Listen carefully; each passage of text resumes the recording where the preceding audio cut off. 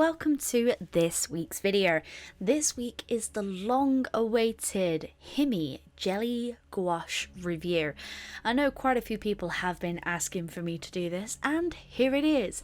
I actually bought these for Mermaid this year because I really wanted to try out gouache on toned paper, and so many people had recommended this that I just had to try it out myself. This is the 24 pan set, and this one actually came with brushes. I'll leave links down below if you do want to get one yourself. They are affiliate links. If you purchase through the affiliate link, it helps this channel out a little bit. But as you can see, as you peel these lovely lids off, now I'm going to say this, do not eat these. As tempting as they look, they are not edible, alright? And I am looking at specific people in my Discord when I say that. The colours are bright and vibrant. As you peel the lids off, there is a little bit of excess on the lids, so I do recommend scraping some of that off or taking that paint and maybe putting it in a smaller palette for yourself for future. And as you can see, when you peel them all and arrange them, oh, the colours are bright and shiny and it just looks so pleasing. I think this is one of the things that actually appeals to me, since I'm not a massive fan of tube paints. So I wanted to try tablet style gouache since I've heard it before. There is another one which I've got for a review, which I have very interesting feelings about. But this, if I'm honest, works really well on toned paper. I had a fantastic time using this all the way through Mermaid. The colours were so vibrant and so they just popped really well on the toned paper. As you can see, I swatched them both on toned paper and on watercolour paper as well.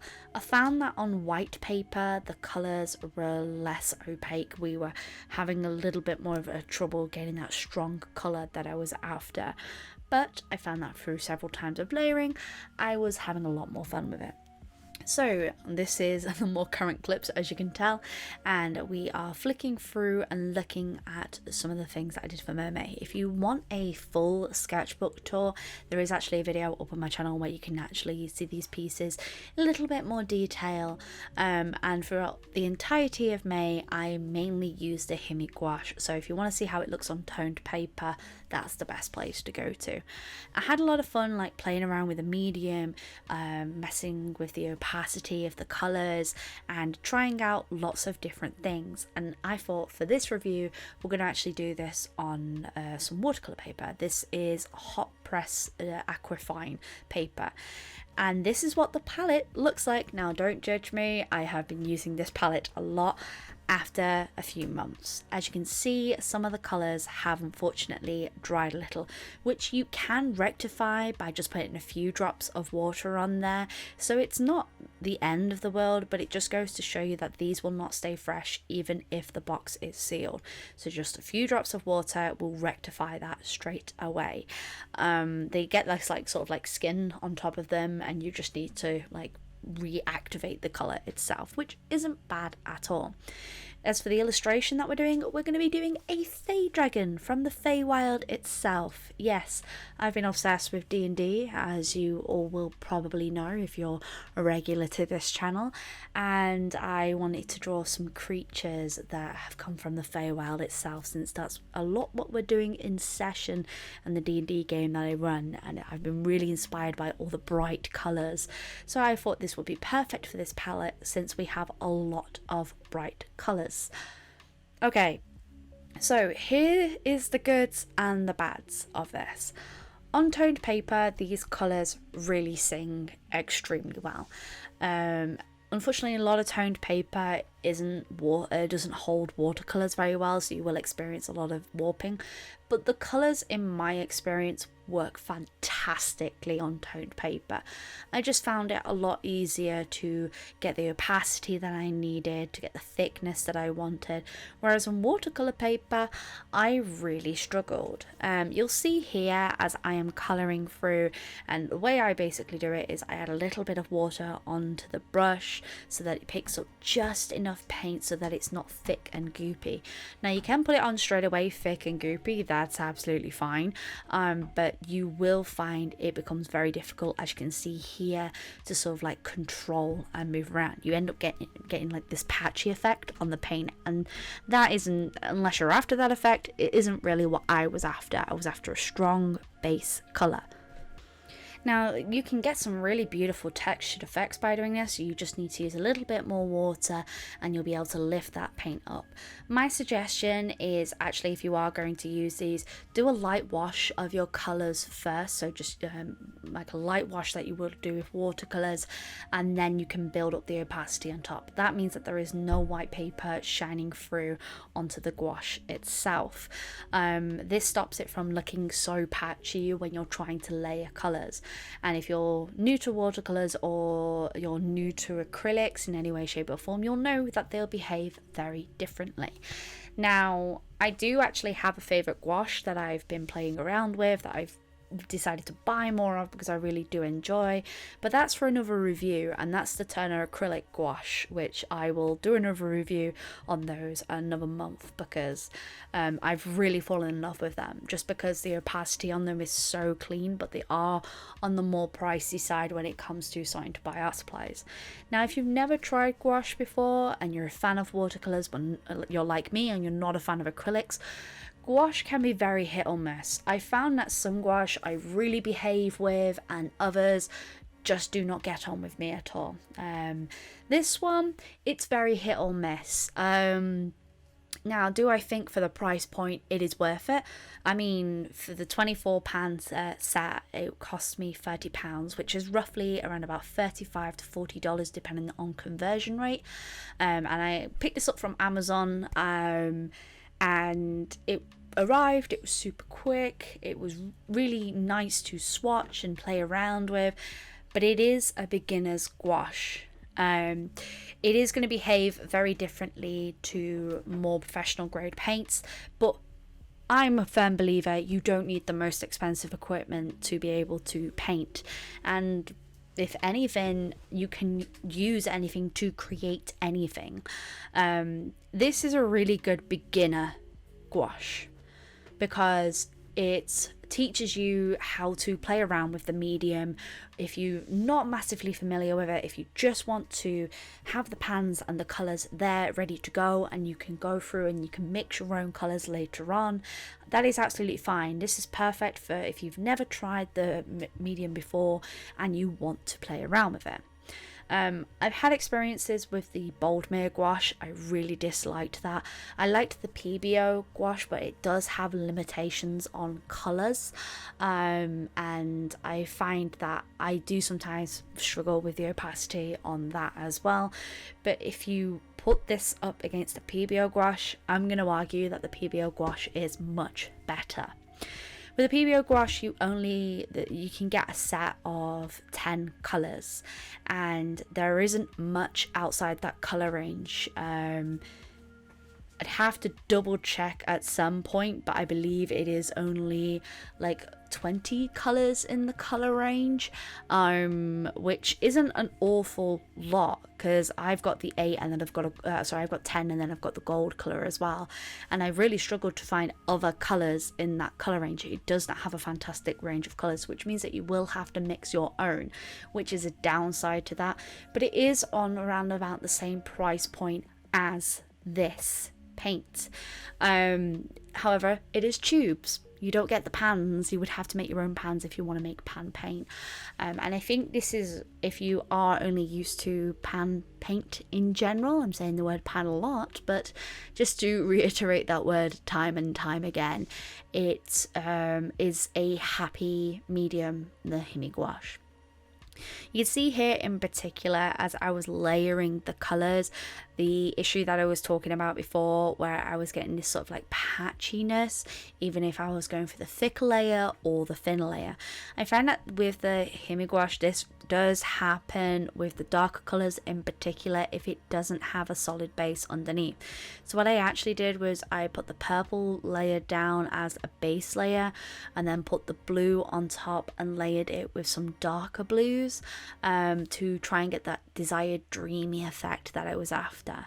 Now the texture itself isn't bad. If you do like a lot of texturing work, it is fun, but if you're after a flat color, it unfortunately it just doesn't do that with darker tones. I found with the darker tones I really struggled to get a flat color, and no matter what I did, I just really struggled with it.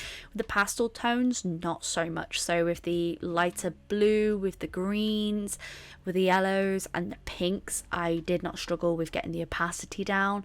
It was more the purples and the blues which really struggled. The black was absolutely fine, and the deep blue was absolutely fine, but the rest of them, they just really struggled to lay that beautiful flat colour that we're after. So some criticisms that I do have of the palette is a lot of these tones are mid-tones. You don't have a very dull colour that you can contrast with the colours that are in here. You have a white and you have a black, and you have a mixture of a few blues and a few yellows. So if I was to say recreate this palette in particular for the 24, I would have the standard yellow, red, blue and green. I would wish that the purple was a slightly different shade of purple, because we have this beautiful lilac purple that's in there, and it's very pinky, more in the pink tone purple that's in there. It would have been better if we had a bluer tone purple, just so that it could contrast with the other blues that are in there, so you could blend better in that way. Because the purple, although it did look alright with pink, the deep pink was just too bright against it. So you do have to mix the colors to get your desired effect overall, but that's to be expected with paints in general. But like I said, if I was remaking this palette, I would have chosen a more bluer purple than pink tone purple. I also would have added a grey. A grey would have gone really nicely in this palette. We have one brown, which is a reddish brown, which isn't a bad colour, but it would have been good to have a sort of ashy brown in there. That would have done a bit more with the tonal range. I think the brown is the colour I've used the least, just because it's too red for me personally. You can see it there in the top corner. It looks like it's like a deep brown. It's not. It goes more on the redder scale, which I just didn't get on with at all. Overall, there was a lot of blues in this. I think in total there was 5 blues in this, which is alright if you like a lot of tonal range in that area, but I don't know, I just wish that we had some different colours, because we had, like I said, we had all these mid-tones. Like you can just see in this corner here, we have this really bright yellow, this golden orange, this like yellowy orange, this deep orange, and then this very brown orange as well, and then it goes into red and directly into pink. Which is fine. If you want like a fantasy dream style colour palette, which is very bright colours, this is the palette for you. Honestly, like, I'm nitpicking at it because I just personally, I like a lot of tonal range in a palette, which will give me like from the very lows to the very highs, and being able to blend a lot in between. Blending color wise, they all blend absolutely beautiful with each other. My recommendation is, if the paint is wet, try using a brush to like mix them in between, or if the paint is already dried, take a wet brush and lift it slightly. That will really help with your tonal range overall. As if you are using watercolors as well, you can go light to dark. I would recommend going light to dark, because you can use the gouache on top of already dark colours, but it can muddy the colours as well, because when you're putting a wet medium on top of a wet medium, it doesn't always like sit on top of it correctly. It sort of blends it, so you can muddy your colours up a little, and it can be quite difficult to lighten if you've gone too dark. So you want to work sort of backwards. You want to put your lighter layers down on first and then build up backwards. Sort of what I did with this, I put my washes of colour down and then built up my darker layers on top of it to try and get the desired effect that I was after. So, do I recommend this? I did say this previously, and I actually do recommend this palette. For a lot of the downsides that I have pointed out, it is a really good student grade gouache that if you've never played with the material before, it doesn't entirely break the bank. I found that gouache can be quite difficult to get a hold of if you're going into, say, a standard art shop. A good example for me is if I go to, say, Hobbycraft, which is one of the most popular stores in England to get art supplies from. The only gouache that you can get your hands on is the Winsor & Newton gouache, and that stuff goes for like £5 to £10 a tube. And if you're just looking to like try out and like dip your toes to see if an art supply works for you, then that might be a little bit on the pricier side. So although this, yes, is £30, you're getting 24 colours, which is a lot to experiment with. Recommendation, as always, is have a good paper that would hold watercolours quite well, because this will be best when you are mixing. If I was to redo this, I would not have done this on hot press paper. I would have done this on cold press paper, because hot press paper you don't get a texture with, and I find that sometimes can be a little bit more difficult to build colours up on, whereas cold press, it just tends to work better with really wet mediums. So cold press paper would have been a better shout out for this medium in general. But I just find that overall, when I've played with this gouache over the last few months, that it's behaved the best on toned paper, just because the colours just look so much better on it overall. I found that I have to really work for it to just like do the same thing that I wanted to do on white paper. And this isn't just for this piece, this is for several other pieces that I've tried it with. I've tried it on the cold press, I've tried it on hot press, I've tried it in sketchbooks, and if I'm honest, the best it worked out was in my Hobbycraft scrapbook for Mermaid this year, which it was pretty impressive actually. So here is the final piece that I worked on using the Himi Gouache. You'll have to let me know what you think, and sorry if some of these clips have been a little bit shaky. I'm playing with a new camera and I quite haven't figured out the settings yet, so I'm still learning.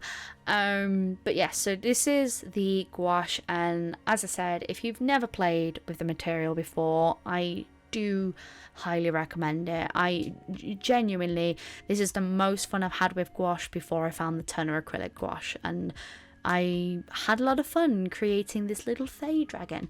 You'll have to let me know what you think and whether or not you've tried the jelly gouache before. Remember, it is not a food. You cannot eat it. I am looking at you again, Discord. And you'll have to let me know your experiences with gouache overall.